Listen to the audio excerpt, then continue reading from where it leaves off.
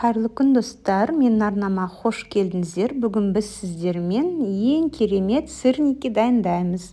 Бұл сырниктерді сонымен қатар мұздатқышта сақтасаңыздар да болады. Бізге қажет заттар: сүзбе, ұн, жұмыртқа, шекер. Сүзбеңіз ең бірінші кезекте құрғақ болу керек, міндетті түрде сулы болмау керек. Сол кезде ғана сырники өте керемет болып шығады. Сонымен қатар жұмсақтау болу керек. Егер сізде сондай шашылмалы творог болса, оны блендермен езіп аласыздар. Ал енді осылай барлық ингредиенттерді біріктіріп, силиконды күрекшенің көмегімен араластырып аламыз. Содан кейін тақтайшаға азырақ ұн сеуіп, сырникиді енді формасын келтіреміз. Бір ас қасық алып, осылай қолымызбен дөңгелетіп аламыз. Енді пышақпен немесе осындай дөңгелек формамен шет-шетін тегістеп алсаңыздар болады, айналдыра отырып. Маған осы әдіс өте ыңғайлы. Міне, байқағандарыңыз өте тегіс дөңгелек болып шығады. Енді барлығын осылай жасап шығамыз. Жалпы сырники мен үшін өте оңай таңғы ас. Дәмді әрі пайдалы. Балаларым сүйсіне жейді. Сондықтан мектепке де көбіне салып жіберемін.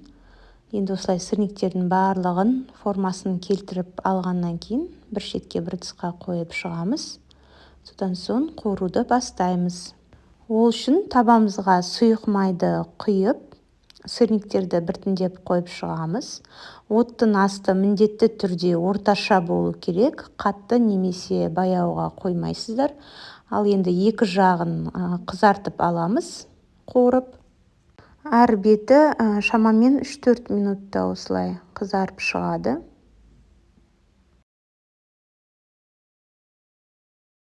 Содан соң мен әрдайым дайын болған сырниктерді тағы да пешке 170 градуста 10 минуттай пісіремін. Сол кезде арасы да өте жұмсақ, әдемі, толығымен пісіп шығады. Сонымен қатар видеоның басында айтып өткенімдей, дәл осы рецептпен сырниктерді көбірек мөлшерде дайындап, мұздатқышта қатырамын. Ол үшін осылай тақтайшаға пищевая пленканы төсеп, сырниктерді жеке-жеке қойып шығамыз. Толығымен қатқаннан кейін алып, пакеттерге бөліп, біріктіріп салып қойсаңыздар. Кейін кез келген кезде қажет мөлшерде екі бетін жағдай қызартып, пісіріп аласыздар. Біздің сырниктеріміз өте дәмді, жұмсақ болып шықты. Бетіне осылай тосапты құйсаңыз болады, немесе қаймақпен берсеңіздер болады. Ол өз қалауларыңыз. Өте керемет болып шығады. Міндетті түрде дайындап көріңіздер.